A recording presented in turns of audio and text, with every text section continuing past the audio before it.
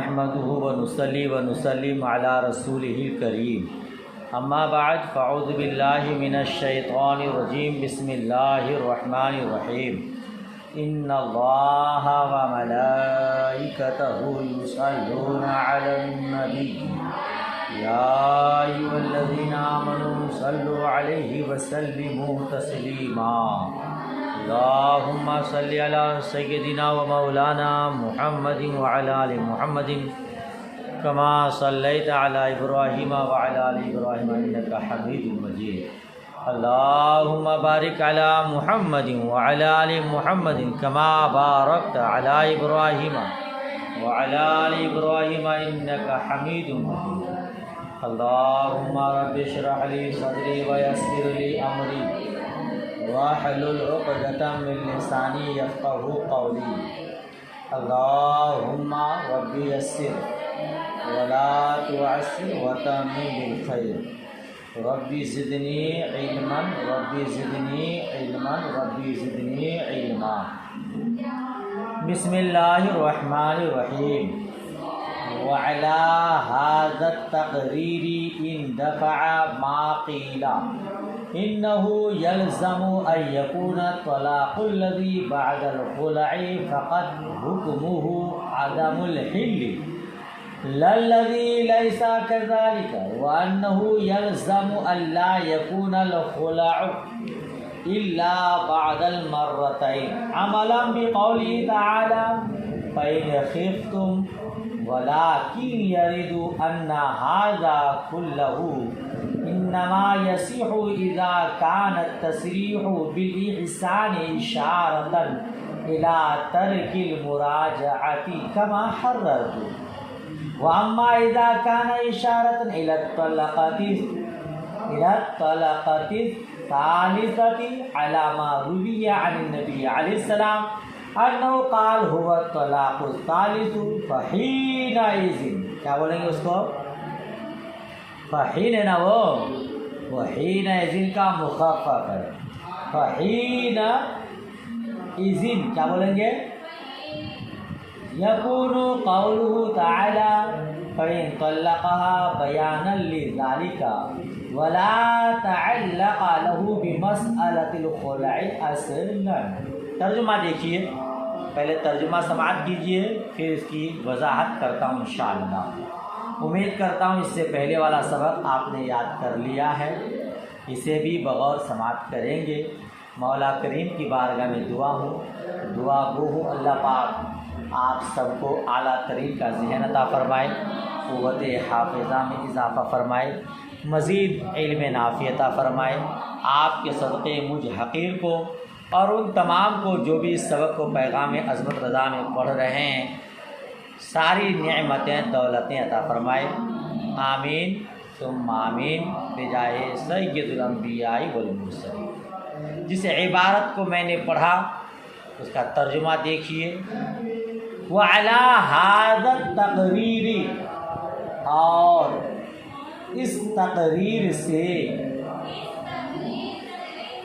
یہ اعتراض دور ہو گیا اور اس تقریر سے کہ اس تقریر سے لازم آتا ہے اس تقریر سے کہ وہ طلاق جو خلا کے بعد ہو اس کا حکم صرف عدم حل ہو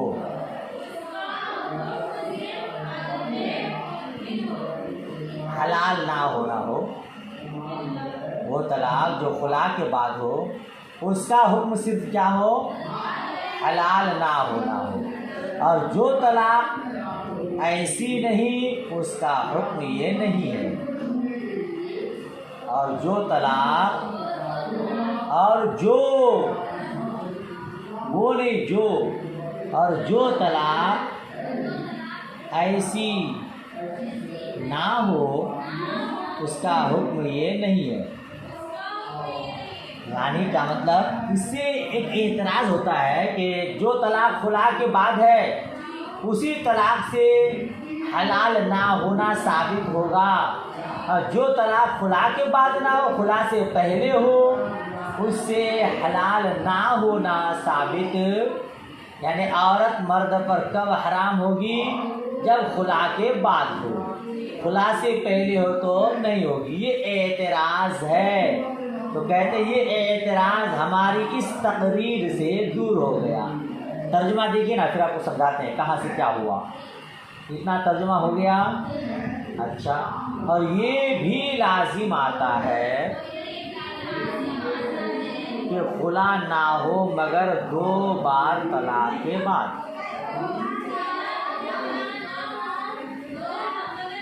اور یہ بھی لازم آتا ہے کہ خلا نہ ہو مگر 2 بار طلاق کے بعد،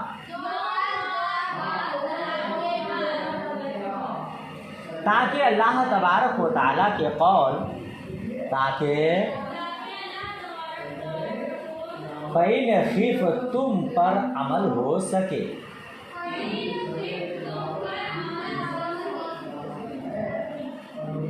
ٹھیک ہے،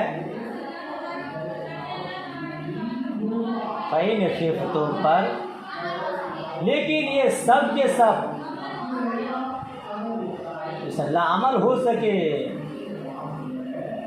لیکن یہ سب کے سب اسی وقت صحیح ہوگا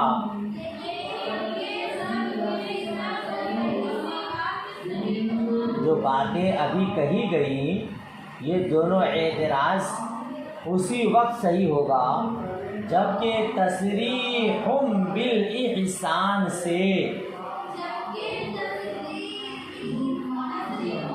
اس اللہ نے کہا ان ھذا کلہ انما یصح اذا کانت تصریح بالاحسان، وہ تو کہہ رہے ہیں یہ سب کے سب اسی وقت صحیح ہوگا جبکہ تصریح بالاحسان سے ترک مراجعت کی طرف اشارہ ہو۔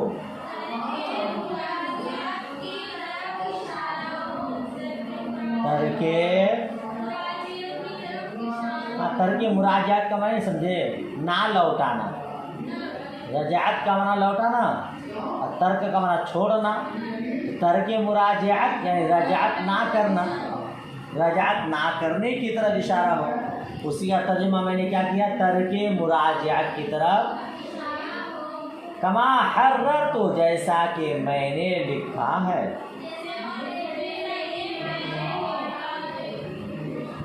اتنا ترجمہ ہو گیا۔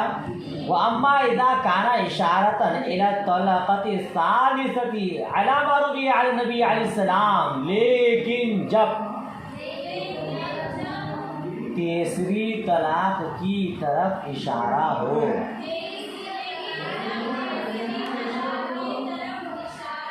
جیسا کہ رسول پاک صلی اللہ تعالی علیہ وسلم سے مروی ہے،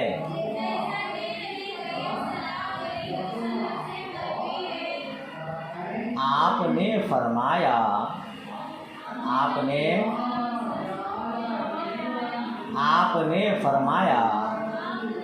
کہ تصریح بالاحسان ہی تیسری طلاق ہے۔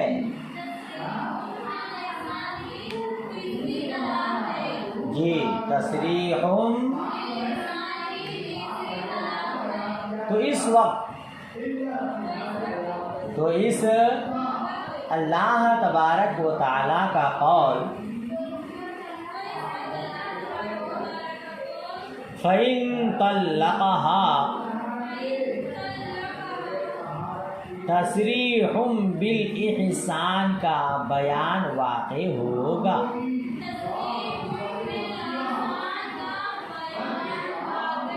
تصریح اتنا ہو گیا، اتنا ترجمہ ہو گیا۔ کہتے ہیں کہ رسول پاک صلی اللہ تعالی علیہ وسلم سے مروی ہے، آپ نے فرمایا کہ تصریح بالاحسان ہی تیسری طلاق ہے۔ تو اس وقت اللہ تبارک و تعالیٰ کا ارشاد فَإِن طَلَّقَهَا تصریح بالإحسان کا بیان واقع ہوگا. وَلَا تَعَلَّقَ لَهُ بِمَسْأَلَةِ الْخُلَا، اور مسئلہ اور اس کا مسئلہ خلا کے ساتھ کوئی تعلق نہیں رہے گا، اور اس کا مسئلہ خلا کے ساتھ کوئی تعلق نہیں رہے گا. تو معنی یہ ہوں گے، تو معنی کہ 2 بار کے بعد حسن سلوک کے ساتھ لوٹا لینا ہے، یا اچھے طور پر تیسری طلاق سے رخصت کر دینا ہے. اللہ، تو معنی یہ ہوں گے کہ 2 بار کے بعد حسن سلوک کے ساتھ لوٹا لینا ہے، یا اچھے طور پر تیسری طلاق سے رخصت کر دینا ہے. رخصت کر دینا. تو اگر شوہر نے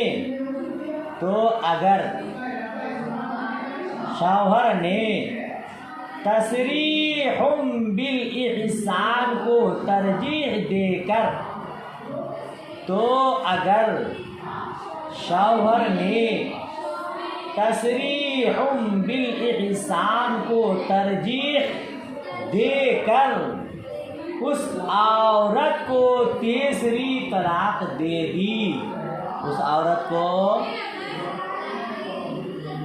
یا آواز نہیں آ رہی ہے؟ تو اگر شوہر نے تصریح بالاحسان کو ترجیح دے کر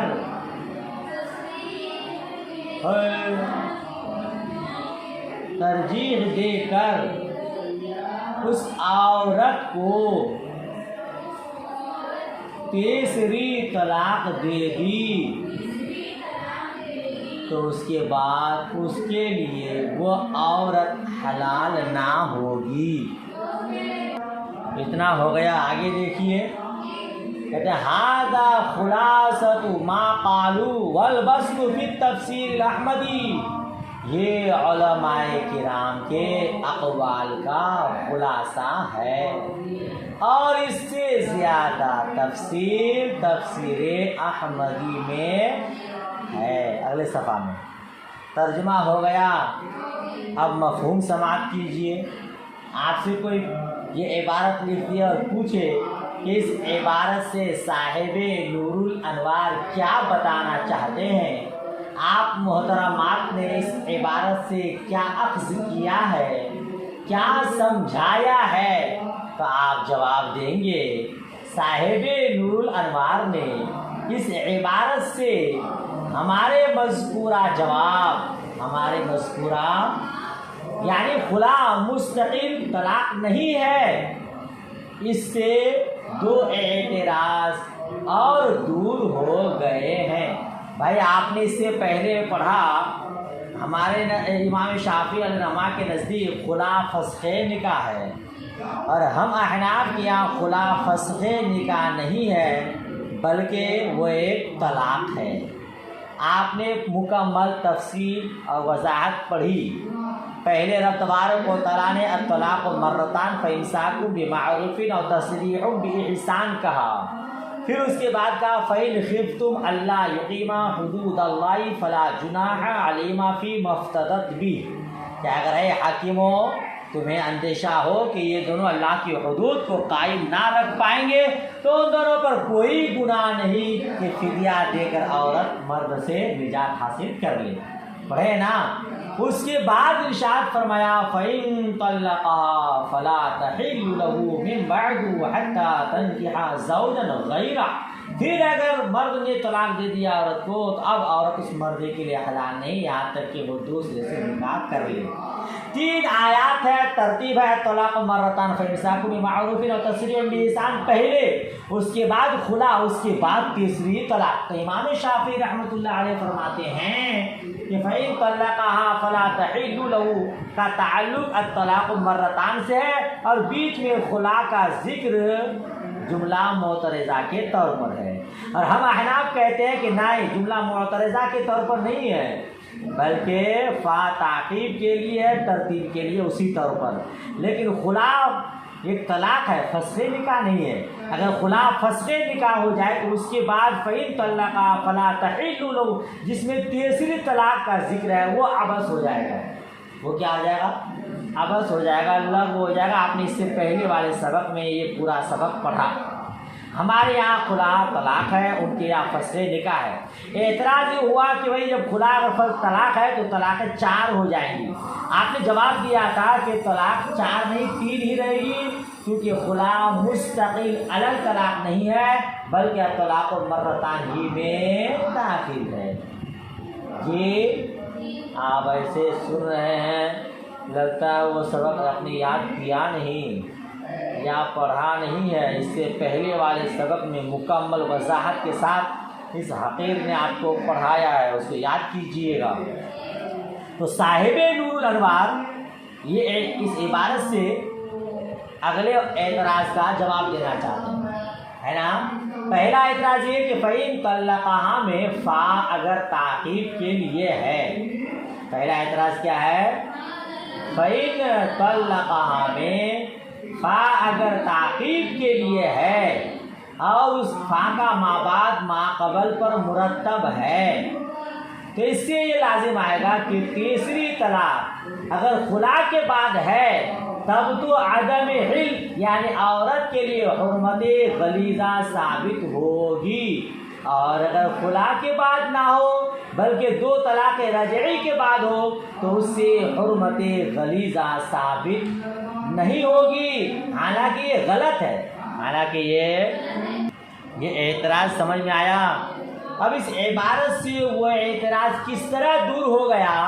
اس طرح دور ہو گیا کہ ہم نے کہا خلا مستقل طلاق نہیں ہے۔ خلا مستقل طلاق، ارے بھائی اگر خلا کو مستقل طلاق مانیں گے تو طلاق 4 ہو جائے گی نا، حالانکہ طلاق 3 ہی ہے شریعت میں۔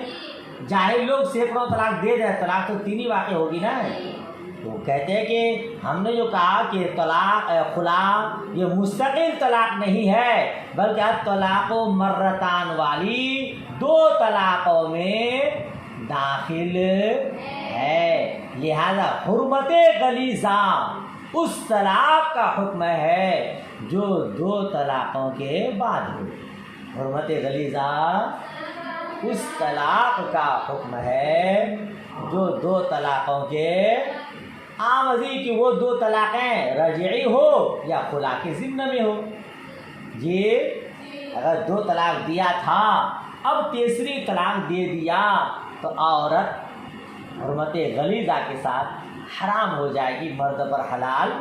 اب وہ 2 طلاقیں چاہے رجعی 2 طلاق کے بعد ہو چاہے خلا کے بعد ہو، بہرحال اب حرمت غلیظہ ثابت ہو جائے گی۔ سمجھ شریف میں بات آئی، لہذا خلا مستقل طلاق نہیں ہے، اور حرمت غلیظہ خاص طور پر اس طلاق کا بھی حکم نہیں ہوگا جو خلا کے بعد واقع ہو، بلکہ تیسری طلاق جیسے بھی ہو، خلا کے بعد ہو چاہے 2 طلاق رجعی کے بعد ہو، عورت مرد پر حرام ہو جائے گی۔ یہ سمجھ شریف میں بات آئی۔ یہ پہلا اعتراض ہوا، اس کا جواب ہوا۔ دوسرا اعتراض یہ ہے کہ قرآن کے سیاق و سباق سے یہ لازم آتا ہے۔ سیاق و سباق سمجھتے ہیں آگے پیچھے سے، قرآن مجید کی جو ترتیب ہے جہاں طلاق کا ذکر ہے اس کے آگے پیچھے سے یہ سمجھ میں آ رہا ہے کہ خلا 2 بار طلاق دینے کے بعد ہی ہو سکتا ہے۔ خلا 2 طلاق دینے کے بعد ہی، کیونکہ پہلا طلاق مرتان ہے، طلاق 2 ہے، تصریح بالحسان، یا تو احسان حسن سلوک کے ساتھ رجعت کر لے، اور کہتے ہیں امساکن بمعروف اور تسریم بلسان، اچھائی کے ساتھ روک لے یا اچھائی کے ساتھ چھوڑ دے، اس کے بعد خلا کا ذکر ہے۔ تو اعتراض یہ ہوتا ہے کہ خلا کا ذکر 2 طلاق کے بعد ہے، تو معلوم یہ ہو رہا ہے کہ خلا 2 طلاق کے بعد ہی ہو سکتا ہے نا، اس سے پہلے نہیں ہو سکتا، کیونکہ فَإِنْ خِفْتُم میں جو فا ہے وہ تعقیب کے لیے، بعدیت کے لیے ہے، تو طلاق مرتان کے بعد ہی ہوگا۔ سمجھ رہے ہیں؟ اچھا، تو ابتداءً خلا نہیں ہوگا، حالانکہ یہ باطل ہے، یاد رکھیے گا۔ 2 طلاق کے بعد خلا کرنا چاہے تب بھی ہوگا، اور طلاق ایک مرتبہ ایک طلاق بھی نہیں دیا اور عورت مرد کو نہیں بھا رہا ہے، اچھا نہیں لگ رہا ہے، دونوں میں اتفاق اتحاد نہیں ہے، کھٹ پٹ ان بن چالو ہے جی، حقوق زوجین ادا نہیں کر پا رہے ہیں، حدود شرعی کو مکمل طور پر ادا نہیں کر پا رہے ہیں، تو پہلے بھی خلا کر سکتے، وہی تو کہا اسی، حالانکہ یہ باطل ہے۔ خلا جس طرح 2 طلاقوں کے بعد ہو سکتا ہے، اسی طرح شروع میں بھی ہو سکتا۔ یہ دوسرا اعتراض، سمجھ رہے ہیں؟ یہ اعتراض کیسے دور ہو جا رہا ہے؟ وہی ہم نے پھر کہا کہ خلا مستقل طلاق نہیں ہے، خلا مستقل طلاق بلکہ الطلاق مرتان میں داخل ہے۔ تو جب خلا مستقل طلاق نہیں ہے بلکہ پہلے والے 2 طلاقوں میں داخل ہے، تو اس کے کسی پر مرتب ہونے کا سوال ہی پیدا نہیں ہوتا ہے۔ سمجھ میں آ رہی بات؟ لہذا سمجھ میں آ گیا کہ خلا طلاق ہے، فسخ نکاح نہیں ہے۔ خلا 2 طلاقوں کے بعد بھی ہو سکتا ہے اور شروع میں بھی ہو سکتا ہے۔ اس سے پہلے جو آپ نے احناف کی طرف سے جواب دیا تھا صاحب نور الانوار نے کہ خلا ایک طلاق ہے، وہ بھی مستقل طلاق نہیں ہے بلکہ 2 طلاقوں کے ضمن میں داخل ہے، اس سے یہ سارے اعتراضات دور ہو گئے، سارے اعتراضات دور ہو گئے۔ اتنا سمجھ میں آ گیا؟